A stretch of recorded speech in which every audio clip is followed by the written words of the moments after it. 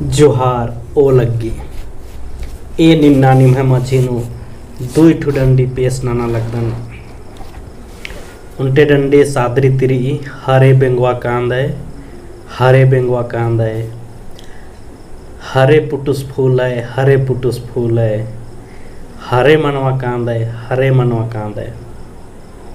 हालांकि एका महीना नु पुटुस पुंदी अदिनन बल्ला लगदन और नेज अखदर का एका महीना नु पुटुस पुंदी अदिनिम कमेंट नन के की जरूर तेंके। हालांकि डंडी नु सावन महीना तिंकर अदन तो एका महीना नु पुटुस पुंदी निम कमेंट नन के की जरूर तेंके और उनटे डंडी हसारी जोत बरा लगी गुचांतिनी मागे प्रस्तुत रही।